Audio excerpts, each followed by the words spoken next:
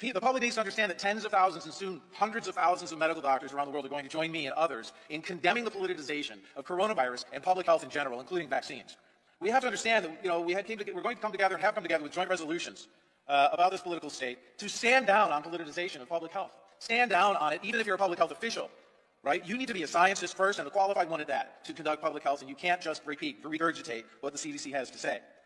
All right, so now we have really good news. Why do we not hear good news on treatments from our public health officials? Shame on them. They're keeping people in fear, intentionally. Why? It's fair enough to speculate that perhaps after the election we will see a disappearance of their concern over coronavirus. So those people who would like to add coronavirus vaccine mandates to our society's response have to understand a few things. First of all, it's a disproportionate response given the rate of mortality. If you're not over 70 years old, you have less of a chance of dying of coronavirus than you do from influenza, thank goodness. However, if you want to mandate coronavirus vaccines, understand that if you're a medical physician, hear me well, if you want to reject 21% of your patients, and that's a low number, that's a lowball number. If you want to kick 21% of your patients out of your practice, be my guest, those patients are probably better off without you. So the estimates of coverage that are required to be needed to protect the population from vaccine herd immunity are that, this comes from Paul Offit, the Children's Hospital over in Philadelphia, efficacy rates as high as 50% and coverage rates as high as 75%.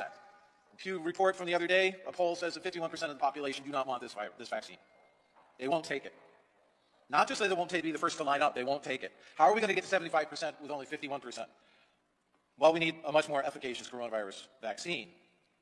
It is imperative that we do not discount prior immunity in the population from prior exposure to coronavirus-like viruses or to coronavirus itself. And if you look at the infection fatality rate, not the case fatality rate, where you get a diagnosis, you take the symptomatics and the asymptomatics and put it together, the statistic that was published in May was less than influenza. The press has learned that, yes, we're going to have a problem with long-sustained antibodies. But we've known that for coronaviruses from 1990. It's not new. The press has reported that. But the press now, and thank you for doing this, has reported that we have memory B cells and memory T cells in response to coronavirus, so our bodies will remember how to be immune to these coronaviruses without having to carry around antibodies to everything we've ever been exposed to, expressing those proteins in our body all the time. That would be metabolically unsustainable. It's not how human bodies work. It's not how mammalian bodies work. So this mystery of public health officials not working to reduce concern can only be seen as political, and please join me in condemning that. Our reaction to coronavirus has already been worse than the virus itself. A terrorist could never succeed as well at shutting down businesses with a bomb in the United States as we have by this ridiculous, inaccurate testing. Dr. Singheng Li from Milford, Connecticut published a study that showed that the reference samples that are used to validate the COVID-19 test, 30% were false positives. When he sequenced the PCR product, 40% were false negatives. What are we doing with PCR testing? And if you test everyone in a population with a CT scan, you're going to find cancers in everyone, and you're going to do biopsies on everyone at a rate where you're going to end up doing a lot of harm. Every person that has a false positive rate, when the infection rates are low, and it's something like 2% active infection, maybe maximum, per year with coronavirus across the United States right now, we're going to have far more false positives, even if the false positive rate is just 1%. What does that lead to? It leads to contact tracing of those 14 people that you saw in the mall the other day. You're shutting down those 14 businesses. Bomb after bomb after bomb after bomb, shutting down our economy. That's cruel. And then on top of it, we're bringing quaternary ammonium compounds into schools. I'm going to spell a name for you, H-R-U-B-E-C, Terry Hrubeck. The H is not pronounced, Terry Hrubeck. She did studies of these cleaners that we're bringing into the schools and we're spraying all over the schools every day or every week to fight coronavirus.